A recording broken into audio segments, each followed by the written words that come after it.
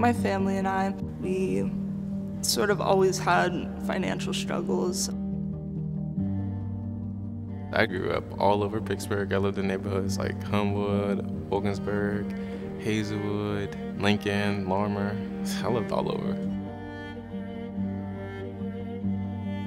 My mom couldn't really afford the bills anymore, so we ended up moving into my cousin's house, into her basement. It was a hard time because there was 4 of us there and a dog in this tiny little space. My mom, she kind of turned to like drugs and alcohol, which wasn't good for anyone. And then our cousin, she asked us to leave. I came into care at the age of 12. I lived in like different foster homes for a while. I was actually with my cousin for about 2 years. And after that, I had to move out. Then I was in different homes again. Then eventually I was with my aunt for like a year and a half. I moved in with my aunt, and I was there for a couple months. That didn't really end well. I ended up living with my friend.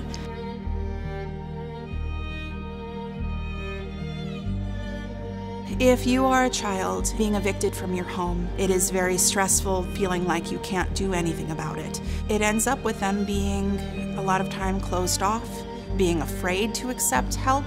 All it takes is one bad day, one domestic violence incident, one fire. It's just one bad situation to happen.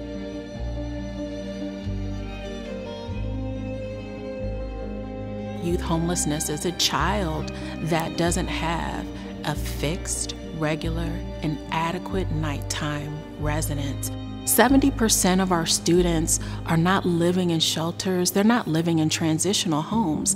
They're living in the community right next door to us. They're living doubled and tripled up in other people's homes.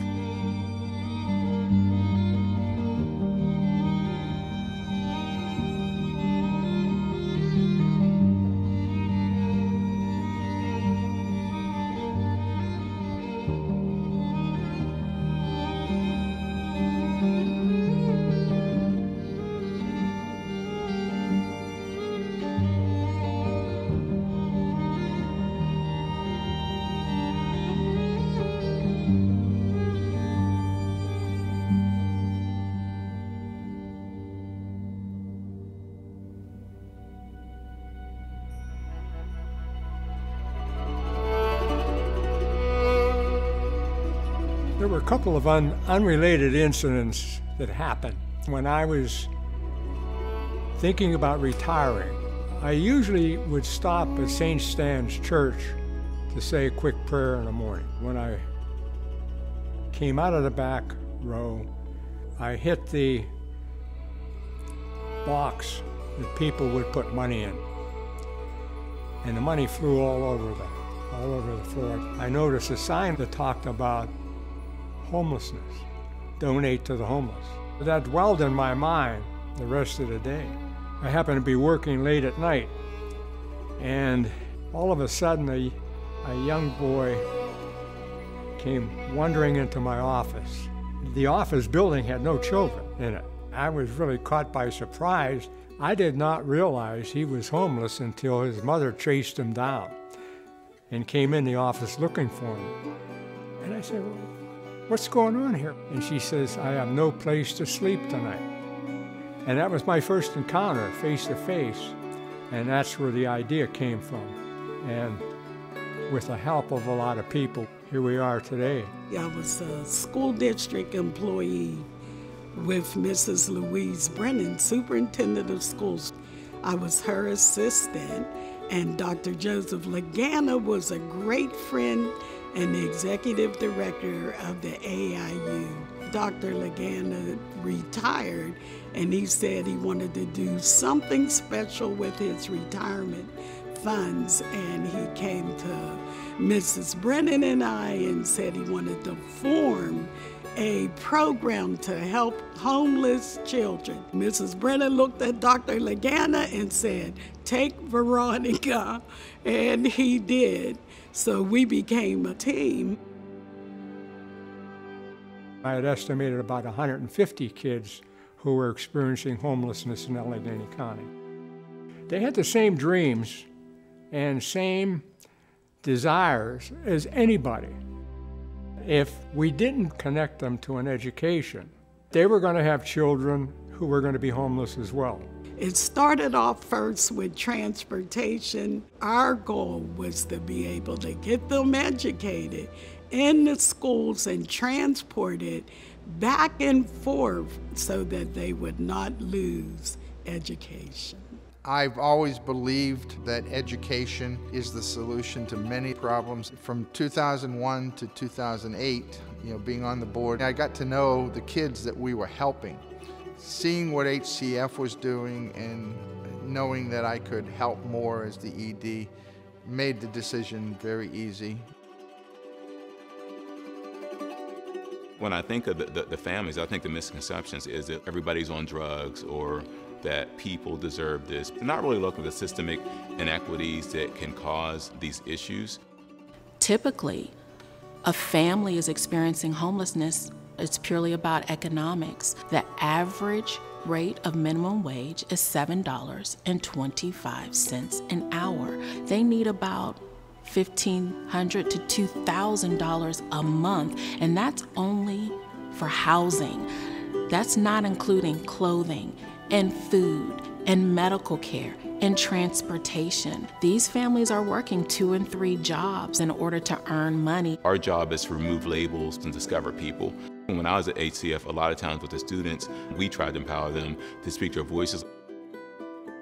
For years, I didn't tell anyone anything, and not having anywhere to go after my aunts kind of forced me to open up to my friends. It's like an awkward conversation to be like, hey, I need help, and I never asking for help, but that kind of opened up a lot of opportunities, and my teachers started knowing more, and then that's also how I got connected with HCEF.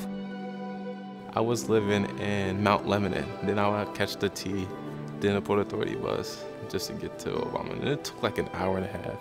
I'm not gonna lie one bit, it was definitely tough. My senior year of high school, I was speaking to my counselor about my circumstances and how I wanted to go to school. I got connected with them. I feel like it's very important to have a community around you because you always need that person to go to whenever you have to talk about things. Without that, you're just alone.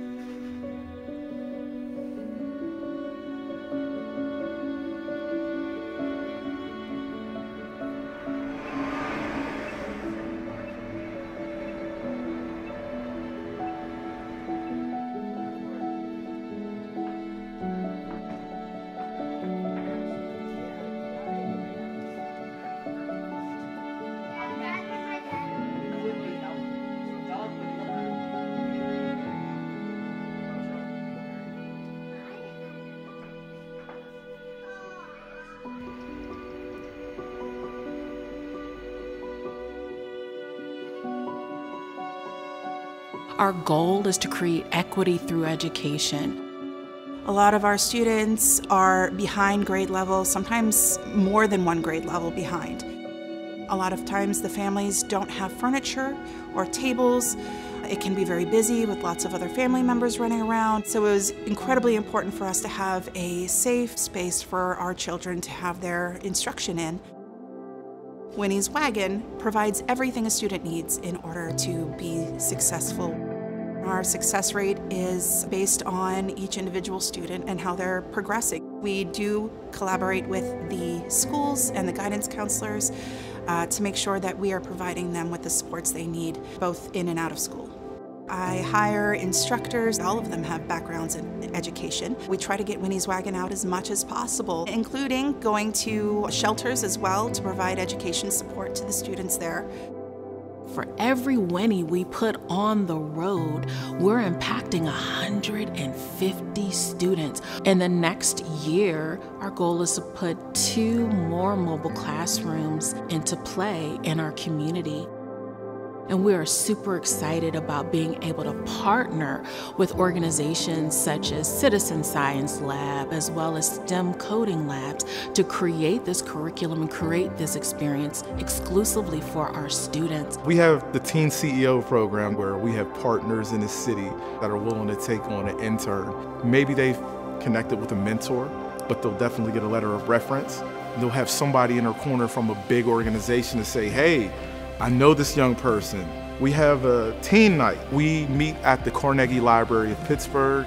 We connect with volunteers that are in college. We recruit kids that need help with homework, and we hang out at the library. I have a tutor here, but they're also learning how to socialize and not get caught up in the stigma. We also have College Club and College Decision Day, a little roundtable discussion with the kids that are saying that they're interested in college, but the ultimate goal is to push them to the Hope Through Learning Award, which is a $2,500 scholarship for any 12th grader that chooses to do post-secondary education. I deal with the youth that's dealing with homelessness. I have no problems going to the depths of where they are because we can go there together.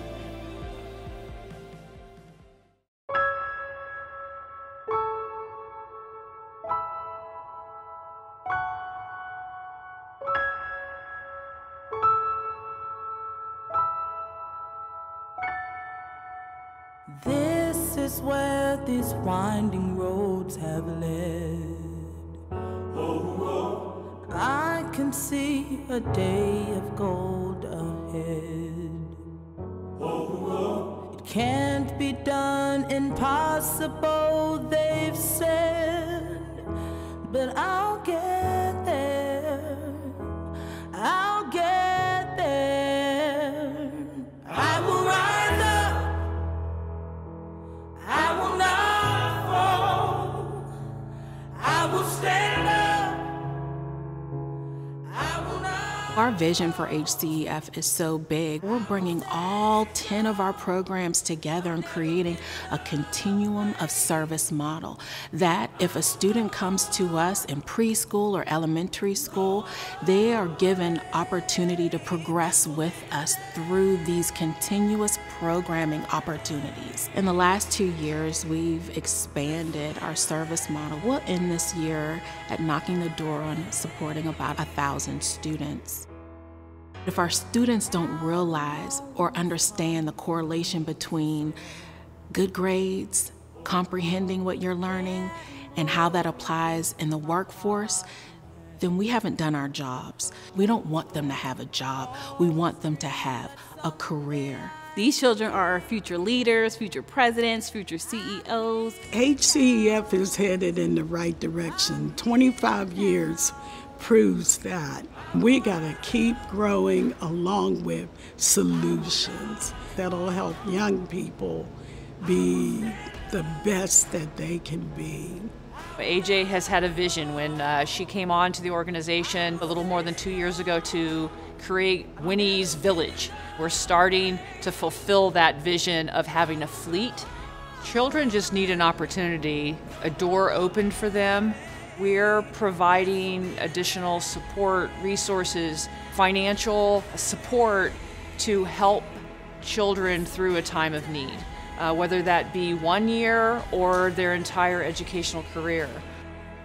I knew I had to do good in school because I knew I had to get in college, so yeah, good grades was a must. I'm pretty sure everyone knows how expensive books and school supplies are, and not just even the scholarship, they help like on another level, so like they'll make sure I'm okay, they'll check in with me. It's just an awesome organization. I'm currently going into my 3rd year actually at the University of Pittsburgh. I'm majoring in social work. I plan to do my master's in it.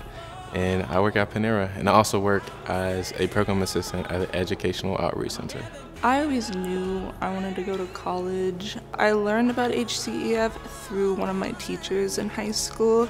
They told me about the Hope Through Learning Award. They ended up renewing the scholarship the next year. Been staying in contact with them ever since. Being recognized for your struggles and like seeing other kids going through the same thing as you really made me feel seen, and it gave me more hope for my future. I go to Pitt. I'm in my second year. I'm actually graduating a year early too. We have to focus on ensuring that our students who have been identified as experiencing homelessness know that this is a temporary situation. It is not your identity. You have your whole life in front of you, and because of that, you can do whatever you want to do. There's hope to get through it. There's always people around you that can support you. I feel like just taking the steps to achieving my goals is important. Everything happens for a reason. There's always going to be like that light at the end of the tunnel, and I know it could be challenging, but like you are there for a reason.